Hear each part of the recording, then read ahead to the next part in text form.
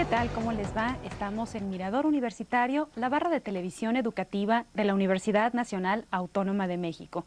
A nombre de nuestro titular, el coordinador doctor Francisco Cervantes Pérez, de la Coordinación de Universidad Abierta y Educación a Distancia, y del maestro Jorge León Martínez, director de Proyectos y Vinculación, les damos la más cordial bienvenida. En esta ocasión damos continuidad a la serie que hemos venido presentando a todos ustedes gracias a la alianza ganadora y estratégica que hemos establecido con el Instituto de Geofísica. En esta ocasión, dentro de la serie La Física de la Tierra, vamos a tratar un tema por demás interesante: los diferentes rostros del planeta. Y tengo el honor justamente de presentar a todos ustedes a nuestro invitado, en esta ocasión el doctor Gustavo Tolson, quien es director del Instituto de Geología. Doctor Gustavo Tolson, muchas gracias por acompañarnos y por estar aquí. Al contrario, muchas gracias por invitarme. Bien, y bueno, recordamos a todos ustedes, desde luego, nuestros números telefónicos 5622-8720 y 5622-8728. Tenemos también algunos libros de obsequio. Como en otras ocasiones, vamos a plantear una pregunta a todos ustedes, y a las personas que nos contesten correctamente esta pregunta, vamos a obsequiarles estos libros y vamos a dar la pregunta, si te parece bien, Gustavo, después de la pausa, para que esté usted pendiente. Así que ya lo sabe, comuníquese con nosotros, o bien puede escribirnos a nuestra dirección de correo electrónico mirador@cuaed.unam.mx.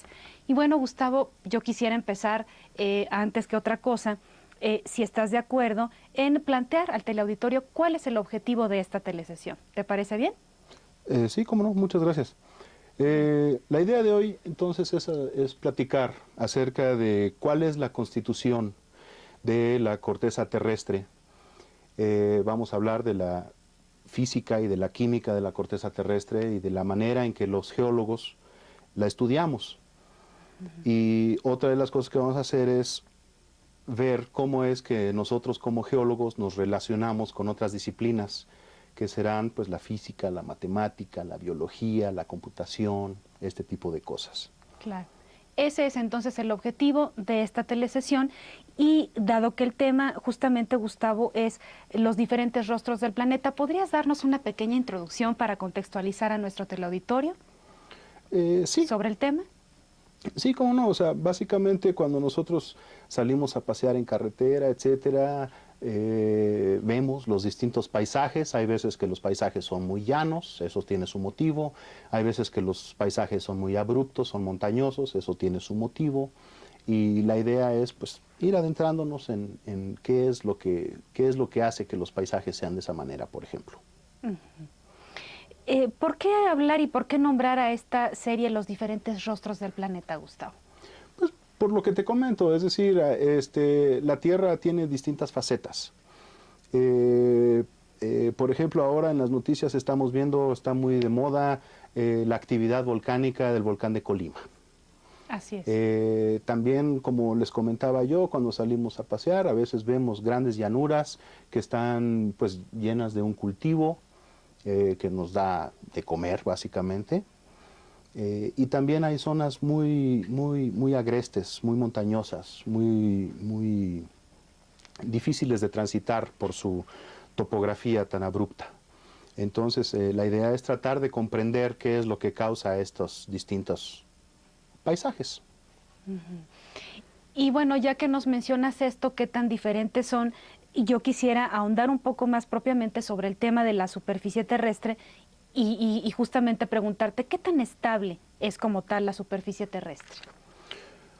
Pues la superficie terrestre, cuando la vemos en una fotografía, por ejemplo, desde el espacio, si podemos ver la primera lámina, cuando vemos esta lámina vemos lo que llaman una canica azul, que flota en el espacio. Y cuando vemos una fotografía de un día y una fotografía de otro día, lo que vemos es que lo único que cambia son las nubes. Es decir, las nubes que la cubren son lo único que cambia en ella. Como las vemos aquí en la Tierra. Hoy vemos unas nubes, mañana veremos otras y pasado mañana otras. Sin embargo, en estas imágenes del espacio, lo que es la ya muy conocida figura de nuestro país, no cambia de día a día. y No tampoco, cambia. no, o sea, así lo percibimos desde el espacio, que no cambia. Cuando lo vemos desde lejos, eso no cambia.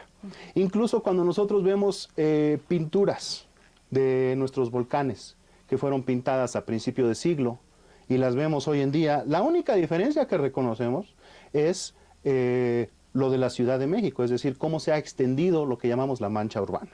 Sin embargo, las siluetas esas tan típicas de nuestro país, o de nuestra ciudad más bien, que son la mujer dormida y el Popocatépetl, las vemos hoy, al igual que se veían en 1920, por ejemplo. Entonces, sin embargo, la idea de hoy es platicar un poco acerca de que la faz de la Tierra sí cambia. Y lo único que pasa es que ese cambio se da a lo largo de millones de años, ¿sí? Entonces es un cambio sumamente lento. Entonces la superficie de la Tierra tiene cierta estabilidad, pero también cierta inestabilidad. Entonces, como mencionaba yo, por ejemplo, el volcán de Colima. El volcán de Colima evidentemente está cambiando la faz de la Tierra, ¿sí? Sin embargo, no es, o sea, puede ser muy repentino y también puede tardar muchos y muchos millones de años. ¿Qué más sería importante decir sobre la superficie terrestre? ¿Cuál es la importancia de estudiarla? ¿Qué datos nos da? ¿Cuáles son las bondades de saber justamente cuál es su densidad, su forma de lo que es la superficie de nuestro planeta? Sí, bueno, hay una parte o sea, nosotros vivimos sobre la superficie terrestre. Entonces Por principio, aquí vivimos. Aquí vivimos. Entonces, comprender los procesos que le dan origen a la superficie terrestre, conocer los procesos, que le pueden afectar, ¿no? Por ejemplo, cuestiones de contaminación afectan a la superficie terrestre y por ende pueden afectar a los cultivos que ahí cultivamos, por ende a nosotros. ¿Qué otra cosa? Por ejemplo, nosotros vivimos aquí en la Ciudad de México, en una zona montañosa. Y de hecho, un gran porcentaje del país ocupa zonas montañosas. Y esas zonas montañosas incurren en un cierto riesgo. Es decir, el vivir en una pendiente pronunciada involucra un cierto riesgo. Esa pendiente puede causar un deslave, cuestiones de cuando llueve mucho, las fallas geológicas, que también platicaremos un poco más en detalle adelante, etcétera. Entonces, por eso creo yo que es importante saber algo de la superficie terrestre. Otro punto que tiene que ver ya con la geología es que también las rocas de la corteza terrestre nos dan a nosotros materiales naturales que nosotros ocupamos. Pueden ser metales, pueden ser cosas no metálicas, arena, grava, cemento para construcción. Esas vienen todas de la corteza terrestre, de la superficie terrestre. Pueden darnos, bueno, obviamente extraemos de ahí el agua subterránea, extraemos de ahí los hidrocarburos, gas, petróleo. Entonces hay muchos motivos por los cuales es importante conocer la constitución de la Tierra. Y ya que hablamos de esta importancia, Gustavo, a mí me gustaría que nos compartieras y al teleauditorio también, ¿cómo es que los geólogos estudian las rocas de la corteza? Los geólogos lo que hacemos en principio es elaborar mapas geológicos. Mapas geológicos. Y un mapa geológico se elabora básicamente de la siguiente manera. Nosotros lo que hacemos es salir al campo donde queremos hacer nuestro estudio y utilizamos lo que llamamos un mapa base, que puede ser en principio un mapa de carreteras o un mapa topográfico, un mapa donde nos podemos ubicar. Llegamos a este lugar y nosotros nos paramos en una posición que podemos controlar en el mapa y vemos ahí qué rocas hay. Entonces, para ver qué rocas hay, nosotros utilizamos, por ejemplo, un martillo, rompemos la roca y la vemos con una lupa para ver qué minerales constituyen estas rocas. Y después de ver qué minerales constituyen estas rocas, le damos un nombre a esa roca y entonces sobre el mapa pintamos de algún color para caracterizar la roca que ahí se encuentra. Pero bien, vamos un paso atrás y me gustaría enseñarles un poco algunos minerales Claro que sí, adelante. que encontramos. Entonces, por ejemplo, esta muestra que tenemos aquí es una muestra de lo que llamamos cuarzo en su variedad amatista. Es un mineral bastante común en la Tierra, como veremos en unos momentos. Y pues, como ustedes pueden ver, los minerales tienen su propia belleza intrínseca, de la cual hablaremos Hermosa, hermosa. en un momento con cierto detalle. Esta muestra que tenemos aquí es lo que llamamos, es un mineral que llamamos ortoclasa, este mineral de aquí. Y ¿Sí lo puedes señalar, por favor, Gustavo? Sí, cómo no, este mineral de aquí es lo que llamamos ortoclasa y también es uno de los principales constituyentes de las rocas de la superficie terrestre.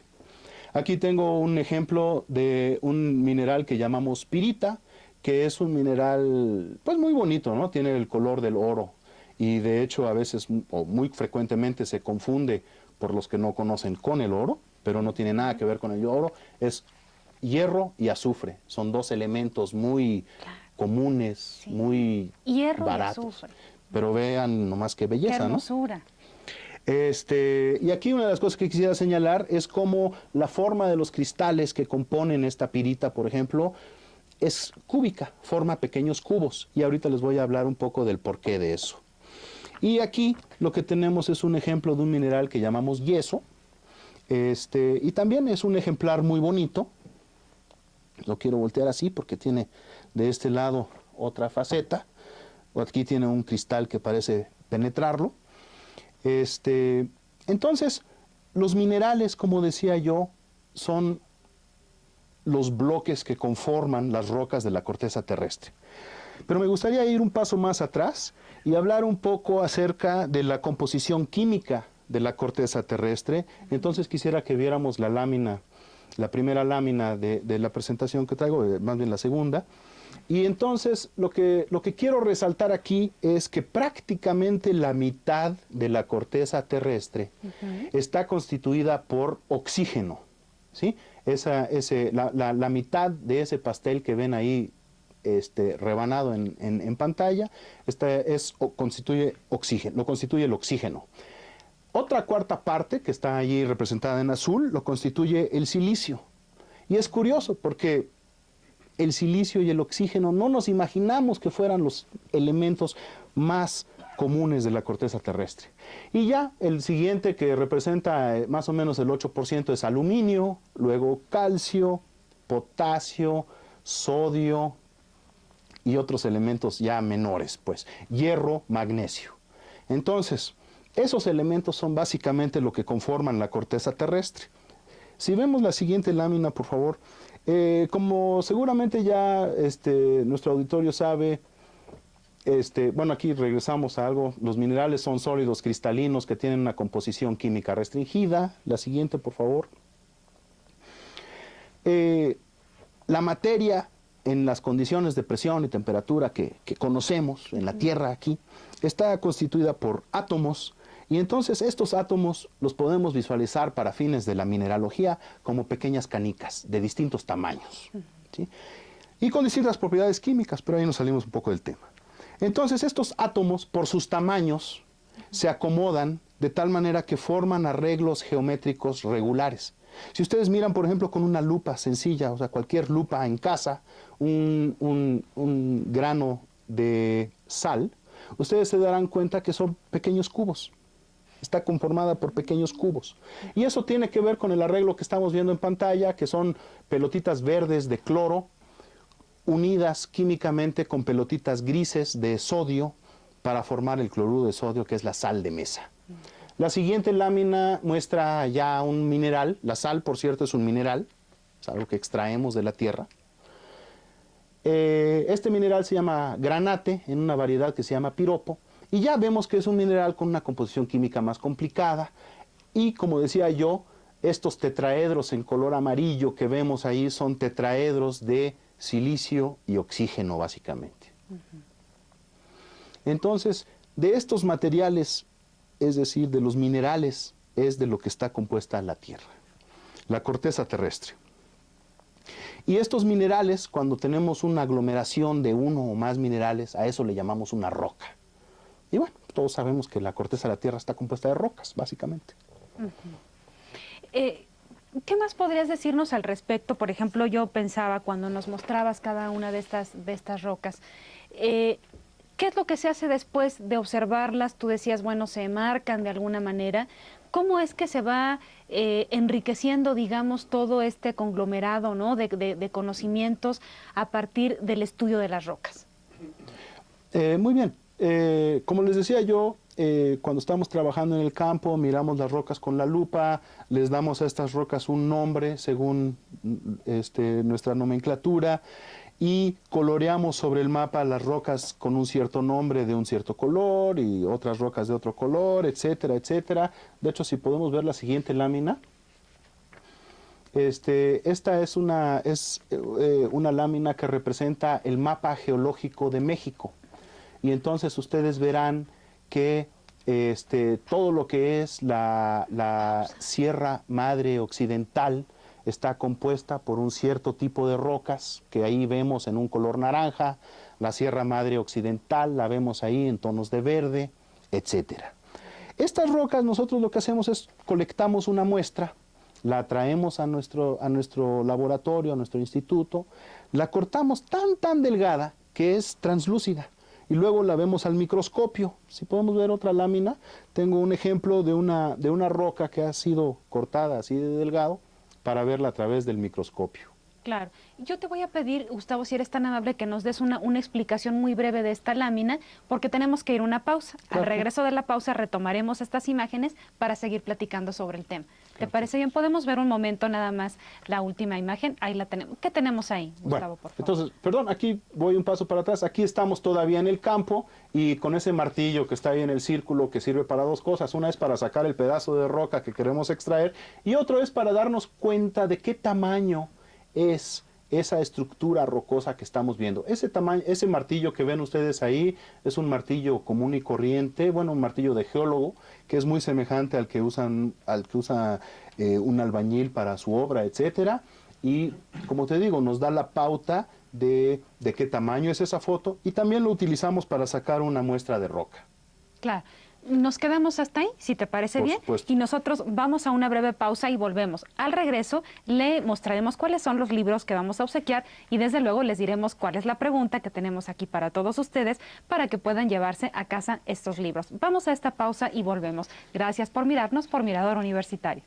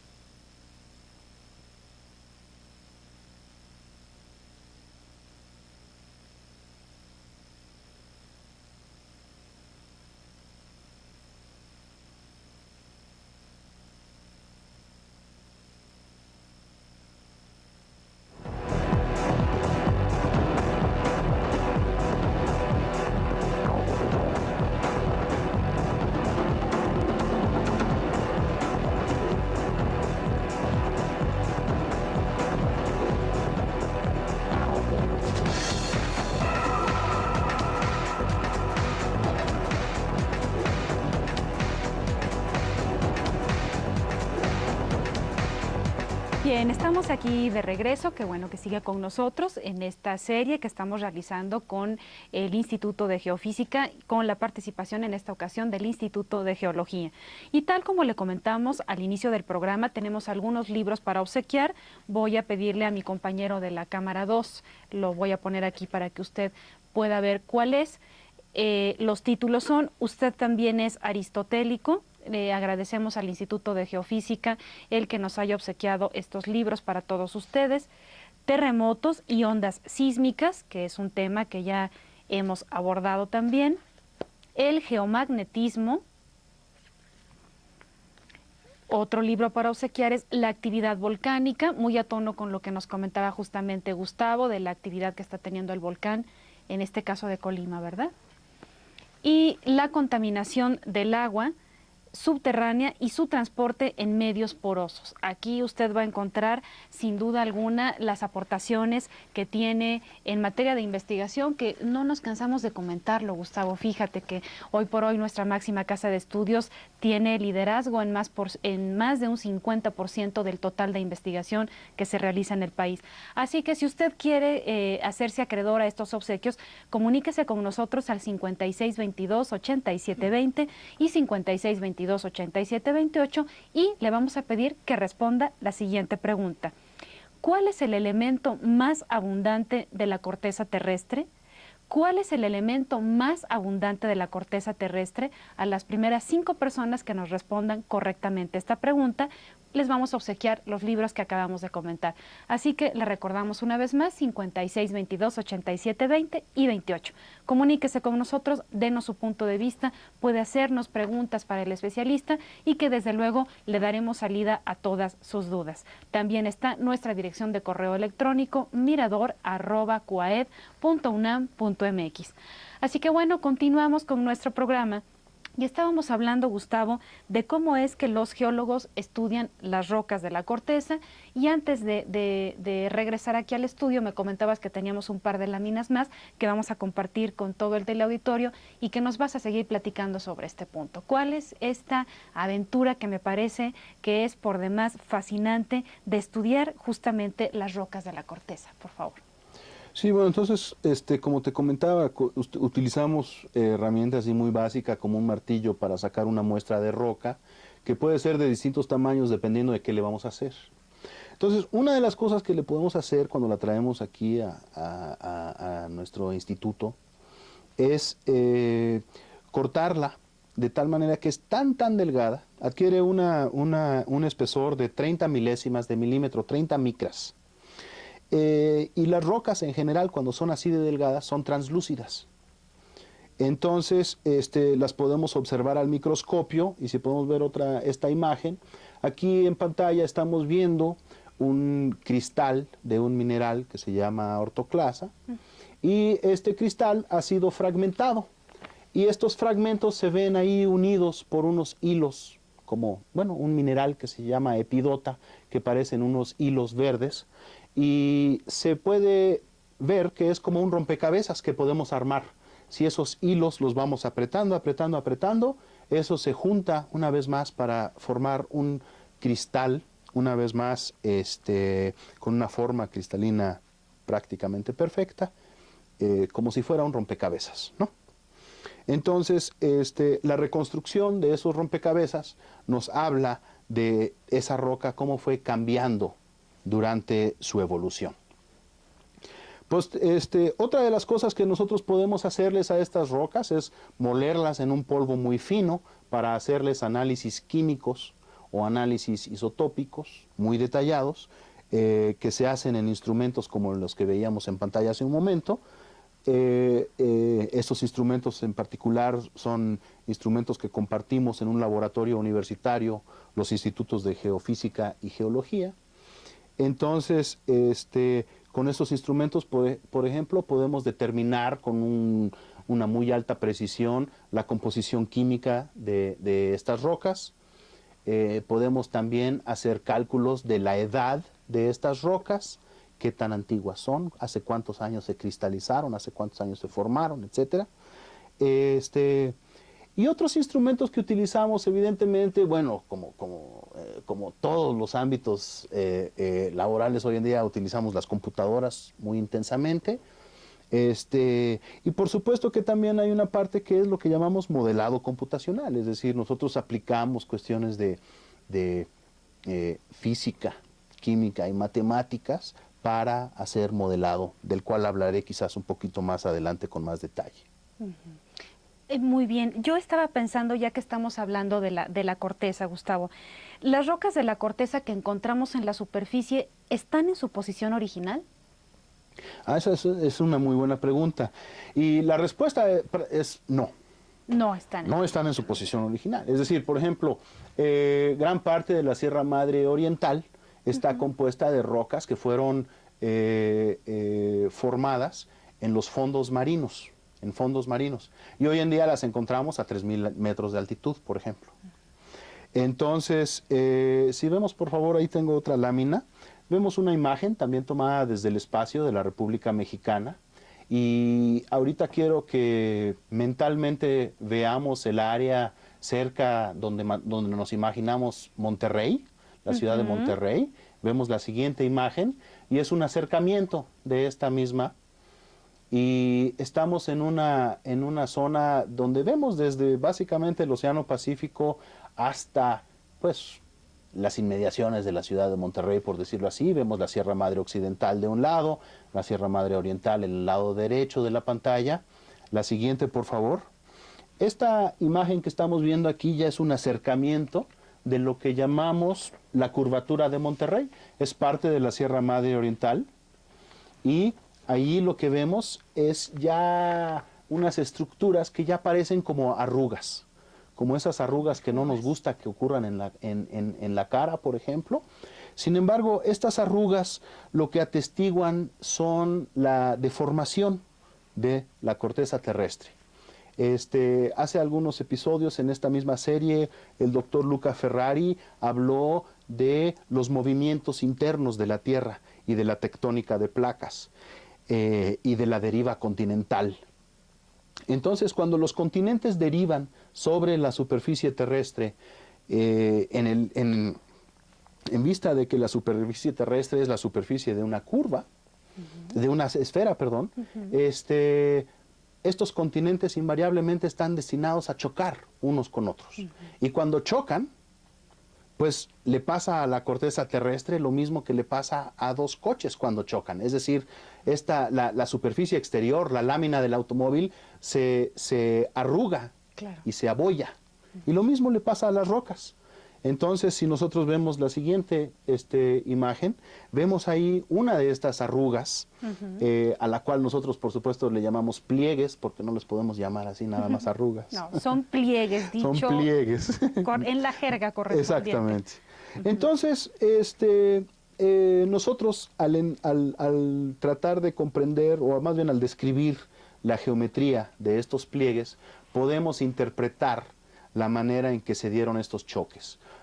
De manera muy semejante en la cual un perito de tránsito puede determinar la naturaleza en la cual ocurrió un choque entre dos automóviles al analizar, pues, cómo está abollado el automóvil. Entonces nosotros al estudiar la estructura de la superficie terrestre podemos ver cómo fue que se dio el choque entre dos continentes, por ejemplo. Y ya que hacías mención de que no podemos decir arruga, sino que se dice pliegue, y como para adentrar un poco más al teleauditorio en este vocabulario, en este lenguaje propio con el que trabajan en este caso los geólogos, yo quisiera preguntarte algo que me parece que forma, digamos, que es un concepto bastante común en el ámbito del trabajo de la geología. ¿Qué es una falla geológica? Bien, por favor. Una falla geológica, de hecho a nosotros como geólogos se nos hace redundante falla geológica porque pues todas las fallas son geológicas. Son geológicas. Bueno, por Pero supuesto no sería que falla automotriz hace rato que ponías el lenguaje de los autos. Exactamente, es falla geológica.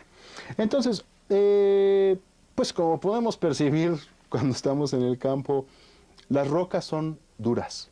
Y las rocas, cuando les pegamos, por ejemplo, con un martillo, se rompen.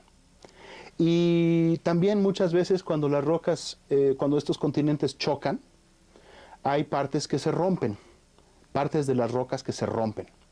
Entonces, cuando las rocas se rompen y se desliza un lado de la fractura con respecto a otro, se forma lo que llamamos una falla geológica. Si podemos mostrar una lámina, tengo una fotografía tomada por el Servicio Geológico Metropolitano, que está aquí en la universidad. Y la parte izquierda de la imagen muestra unas rocas en tonos rojizos, marrón rojizo, y luego vemos una línea muy clara que separa esos tonos rojizos de unos tonos más grises a la derecha de la imagen. Ese es un ejemplo muy claro aquí en la Ciudad de México de una falla geológica, ¿sí? Las fallas geológicas pueden ser algunas activas y otras inactivas. Las fallas inactivas son aquellas que han tenido un movimiento en el pasado geológico que se puede remontar millones de años, y las fallas activas son aquellas que exhiben movimiento hoy en día. Bien, y ya que nos mencionas esto, yo me pongo a pensar, bueno, en un momento dado, ¿con qué otras disciplinas interactúa de pronto el geólogo para poder dar respuesta a estas interrogantes que de alguna manera nos has venido planteando, Gustavo? Bueno, de hecho, son varias las disciplinas. La geología, por su propia naturaleza, es decir, el estudio del planeta Tierra y de los planetas del sistema solar, involucra la interacción de geólogos con físicos, matemáticos, biólogos, expertos en computación, etcétera. Por ejemplo, esta serie se denomina la física de la Tierra, si no me equivoco. Así es. Entonces, nosotros evidentemente tenemos que utilizar las herramientas de la física para tratar de entender la magnitud de las fuerzas que son necesarias para mover continentes enteros sobre la superficie terrestre. De hecho, paradójicamente, Sí. El primer proponente de la teoría de la deriva continental fue un meteorólogo, una persona que estudiaba la atmósfera. Sin embargo, él, como naturalista, se dio cuenta de que había ciertas evidencias de que los continentes antes estaban juntos. La famosa Pangea, que discutió, como mencionaba hace rato, el doctor Ferrari. Sin embargo, sus principales oponentes fueron geofísicos, porque no se concebía en ese momento un mecanismo físicamente viable mediante el cual los continentes atravesaran o surcaran las rocas de la superficie. Posteriormente, y también irónicamente, los geofísicos fueron los que dieron la pauta para demostrar que la deriva continental era, pues, lo que ahora asumimos como un hecho, ¿no? O sea, lo que da la pauta para la teoría de la tectónica de placas. Bien. Entonces, ese es un ejemplo así muy claro de que para nosotros como geólogos una comprensión cabal de las leyes de la física es fundamental. Yo voy a abusar de ti, ya que te tenemos aquí como experto y ni más ni menos como titular del Instituto de Geología. ¿Qué te parece si nos platicas un poco más? Creo que sería muy interesante para el teleauditorio de estas disciplinas, así como lo mencionaste para la física, ¿cuáles son las aportaciones o el vínculo que se da para poder enriquecer el trabajo en el ámbito de la geología? Y si nos pudieras platicar un poco desde tu experiencia como investigador y de algunos datos obtenidos, quizá en algunas de las líneas de investigación que se trabajan dentro del instituto, ¿qué nos podrías decir al respecto? Ya nos platicaste un poco de la física. Y además tenemos aquí un par de fósiles igual de hermosos y de bellos que las rocas. ¿Qué nos puedes platicar, su importancia y algún hallazgo a lo mejor que de pronto pueda ser importante compartir con el auditorio? Sí, bueno, como bien dices, aquí tenemos unos fósiles que vienen del estado de Puebla, y los traía yo para ilustrar el hecho de que para nosotros la biología constituye también un apoyo muy importante. Es decir, los biólogos en colaboración con geólogos han estudiado el registro fósil que vemos en las rocas y bueno, este es un sustento fundamental para una teoría básica que es la evolución, ¿no? Entonces, eso por un lado. Por otro lado, los procesos biológicos, a su vez, también han suscitado cambios en la superficie terrestre muy profundos. Por ejemplo, la atmósfera terrestre primitiva, es decir, antes de 2.700 millones de años, era una atmósfera compuesta principalmente de dióxido de carbono. De dióxido de carbono. ¿Sí? Y hoy en día tenemos una atmósfera compuesta principalmente de nitrógeno y oxígeno. ¿Sí? Oxígeno obviamente fundamental para la vida. Y el dióxido de carbono es una fracción pequeña, es decir, 1%, algo por ahí, ¿no? Entonces, este cambio de una atmósfera dominantemente de dióxido de carbono a una atmósfera dominantemente oxidante como la que tenemos hoy, es el resultado de la vida, ¿sí? El surgimiento de las plantas que utilizan el dióxido de carbono mediante el proceso de fotosíntesis para sus procesos metabólicos, fue la responsable de la atmósfera oxidante que tenemos hoy en día. Entonces, eso por un lado. Por otro lado, evidentemente, las plantas sobre la superficie terrestre son responsables de muchos cambios que involucran las rocas, ¿sí? Y son responsables de la transferencia de materia de la litosfera a la atmósfera. Entonces, la biología está íntimamente relacionada también con los procesos geológicos. Claro. ¿Agregarías algo más al respecto, Gustavo? Ya nos hablaste de la física, ya nos hablaste de la biología. ¿Alguna otra disciplina más sobre la que quisieras, de la cual quisieras yo hacer creo que mención? habría, me gustaría mencionar dos, quizás, ahora sí que juntas pero no revueltas.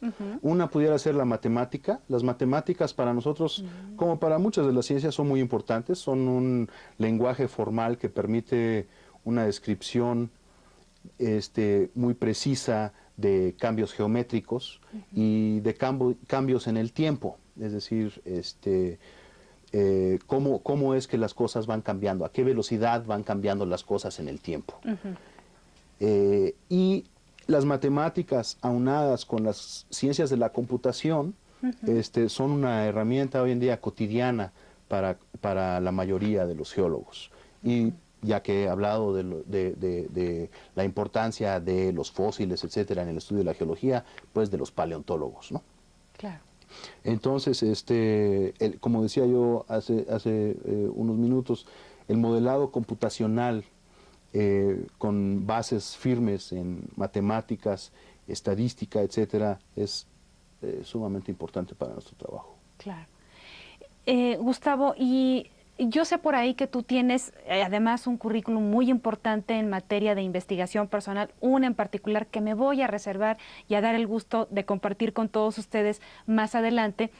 Pero antes quisiera preguntarte, con respecto a los laboratorios, de manera muy específica, para analizar estos materiales, y ya nos comentabas algunas de las técnicas que se utilizan, específicamente, ¿cuáles son estos laboratorios y en dónde se encuentran? Pues, como decía yo, hay distintos, digamos, niveles de laboratorios, ¿no? Es decir, hay varias instituciones, es decir, digamos, 15, 20 laboratorios en el país, donde tienen acceso a las cuestiones básicas de microscopios, etcétera, de los que ya hablaba yo. Ya laboratorios más sofisticados para los análisis químicos sumamente detallados de los que yo hablaba, también análisis de imagen, etcétera. Pudiéramos hablar de una institución importante en el norte del país, que es el CICESE. Ahí, por ejemplo, tienen espectrómetros de masas que les permiten fechar rocas, que fue otro de los ejemplos que cité, así como la determinación detallada de la química de las rocas. También en la Universidad Autónoma de Guerrero, en Tasco, cuentan con unas instalaciones geoquímicas que utilizan más que nada para cuestiones de análisis ambiental, también sofisticados, así como en la Universidad Estatal Autónoma del Estado de Hidalgo, también cuentan con lo que llamamos un ICP de masas, que permite... ¿Qué es ICP? Perdón. ICP son siglas en inglés que quieren decir Induced Coupled Plasma. Es un espectrómetro de masas donde el haz de átomos es concentrado en forma de un plasma. Por eso se denomina de esta manera. También hay otras universidades como la Universidad Autónoma de Nuevo León o en San Luis Potosí, donde tienen esta instrumentación que les permite, insisto, análisis geoquímicos sumamente detallados. Aquí en la Universidad Nacional tenemos, o me gustaría resaltar, 3 laboratorios.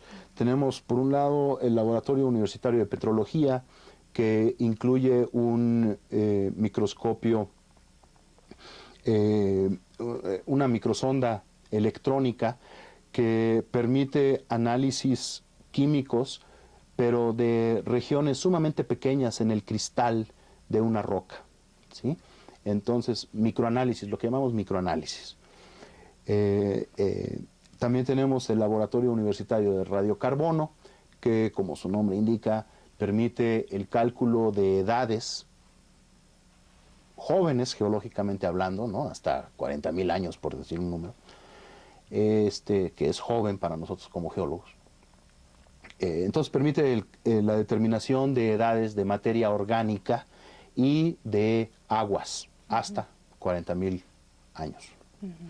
Y también tenemos otro laboratorio que se llama LUGIS, que es Laboratorio Universitario de Geoquímica Isotópica, que es un laboratorio sumamente sofisticado, es el laboratorio más grande de su tipo en Latinoamérica, cuenta con 6 espectrómetros de masas y básicamente su utilidad principal radica en cuestiones de geocronología, es decir, otra vez, el cálculo de la edad de las rocas de la corteza terrestre. Pero ahora sí, edades que se remontan a más de 1,000 millones de años, ¿no?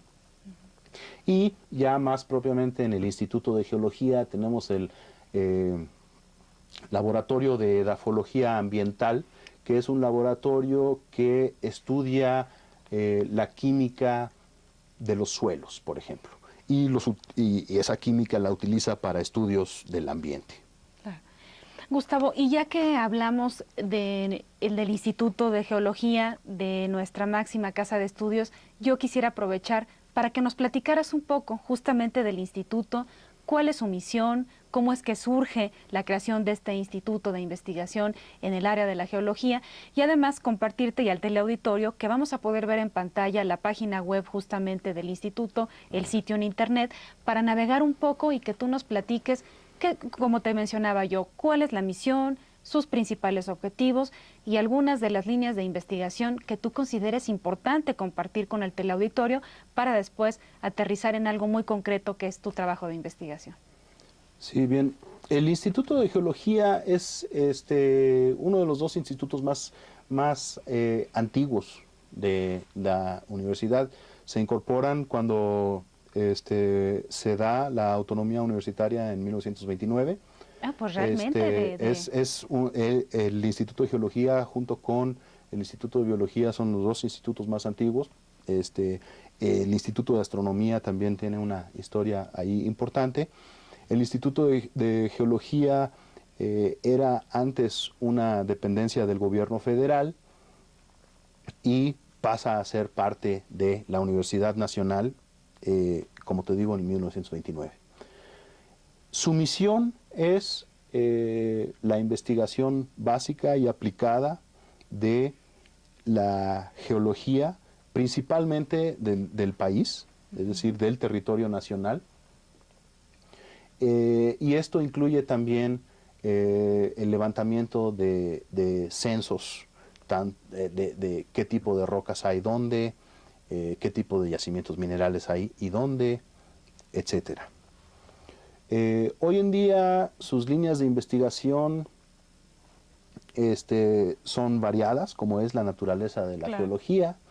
Entonces, por ejemplo, el Departamento de Paleontología del Instituto tiene líneas de investigación que investigan las características de la flora y de la fauna fósil que encontramos en el registro de las rocas del país.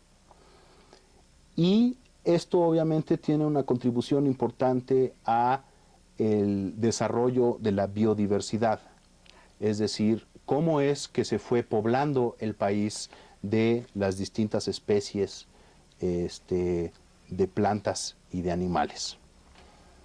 Las especies llegaron de otros lados o se generaron aquí y fueron exportadas, por llamarle de alguna manera. Esa es una de las líneas de investigación. El instituto también tiene un departamento de edafología.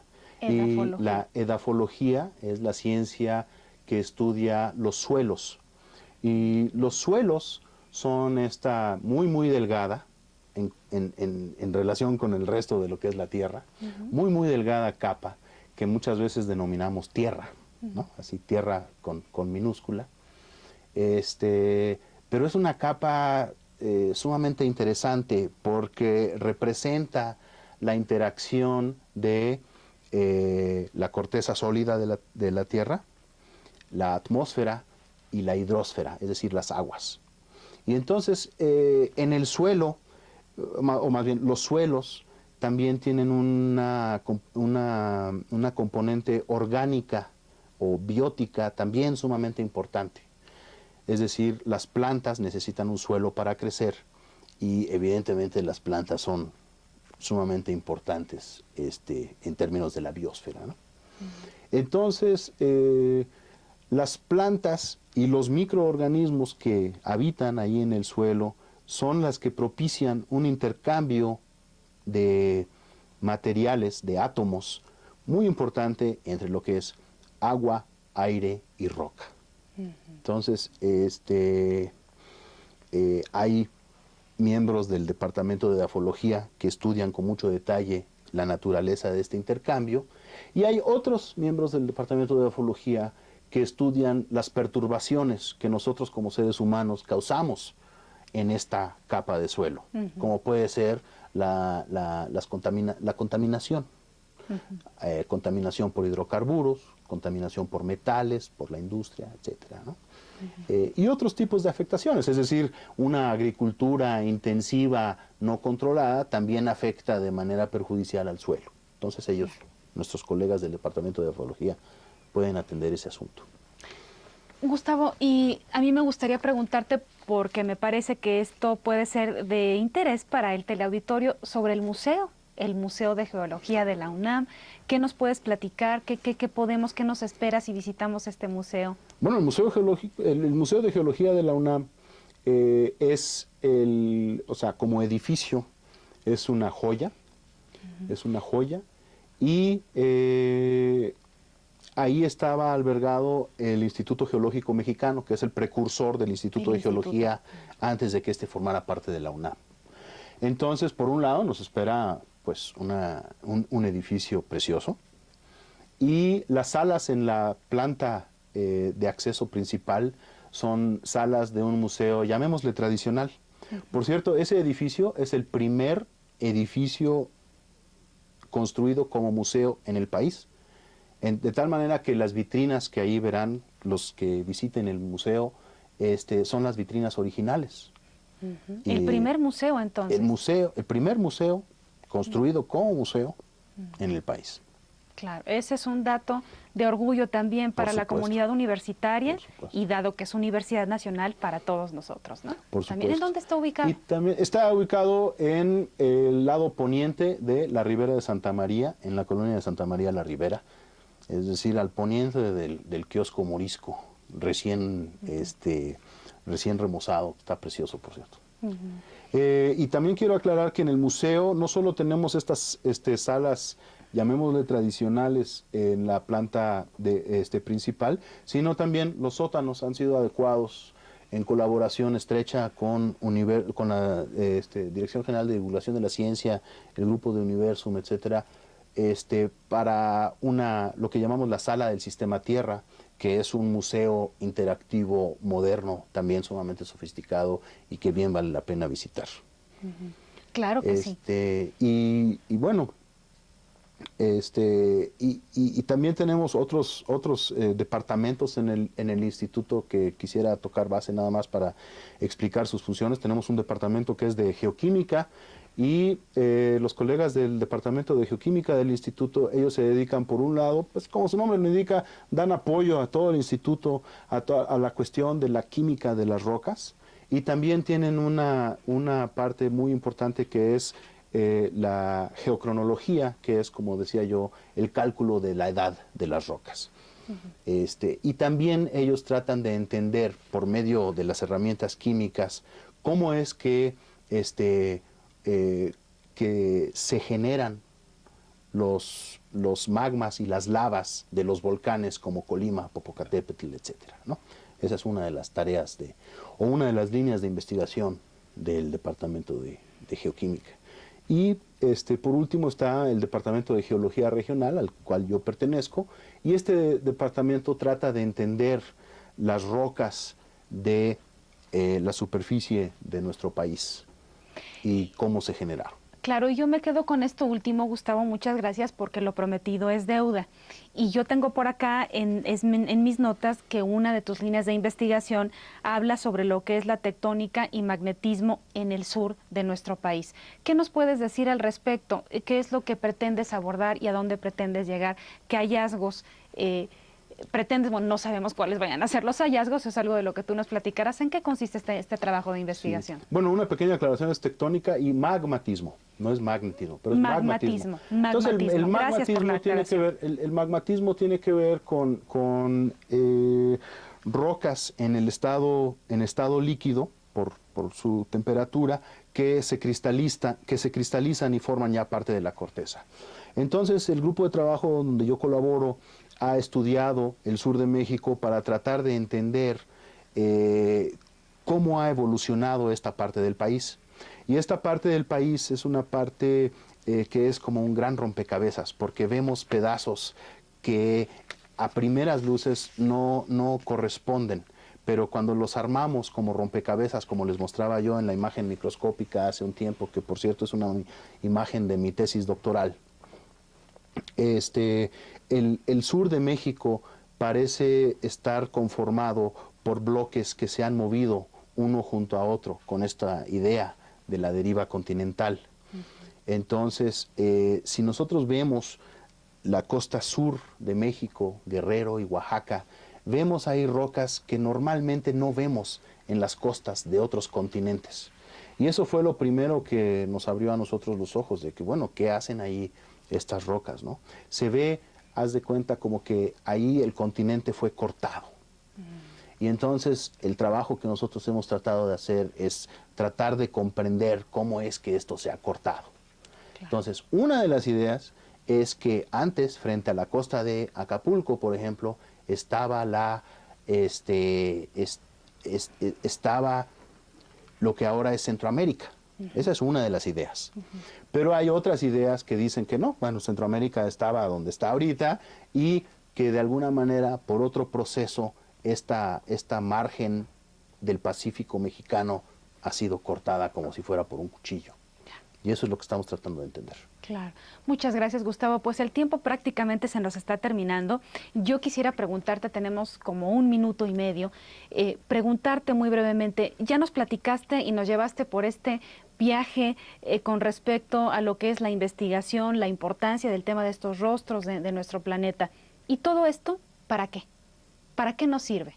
Como una manera de cierre y de mensaje para el teleauditorio, por favor. Sí, bueno, o sea, como decía yo, sobre la superficie de la Tierra, especialmente cuando esta superficie es montañosa o también cuando es muy llana, estamos en riesgo. Es decir, las zonas que son muy llanas, muy planas, están sujetas a inundaciones, por ejemplo, si es una zona donde también llueve.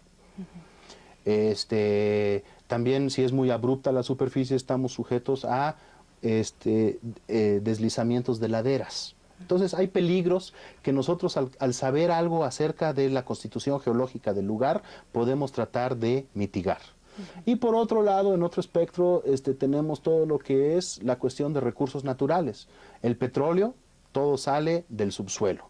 Entonces utilizamos herramientas geológicas y geofísicas para saber dónde buscar ese petróleo y para tratar de obtenerlo con el costo mínimo posible.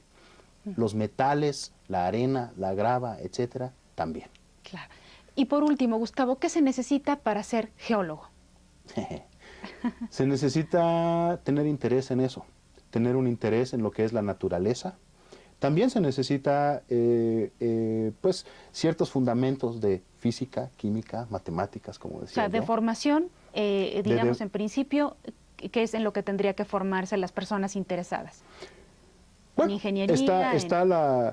En la universidad actualmente el geólogo estudia la carrera de ingeniero geólogo. Ah, muy bien. Ingeniero geólogo. Sí, y ellos como ya he platicado tantito, ellos como en su formación llevan cuestiones que tienen que ver con biología, que son las asignaturas de paleontología, llevan cosas de química, que es geoquímica, y llevan cosas de física, que son necesarias para estudiar la geología. Claro. Pues muchísimas gracias, Gustavo. Desde luego, quien quiera más información puede ponerse en contacto con el personal del Instituto de Geología. Y nosotros hemos concluido esta sesión. Quiero agradecer muchísimo al doctor Gustavo Tolson, titular del Instituto de Geología, su presencia. Muchas gracias, Gustavo, por habernos acompañado. Al contrario, muchas gracias a ustedes por invitarme. Y bueno, y a todos ustedes, muchísimas gracias por habernos acompañado. En mi nombre propio, de la CUAD y de todos mis compañeros del equipo técnico y de producción que han hecho posible llevar a todos ustedes esta emisión, les damos también las gracias y le invitamos a que nos siga acompañando en esta serie del Instituto de Geofísica y que siga mirándonos por Mirador Universitario. Muchas gracias y hasta pronto.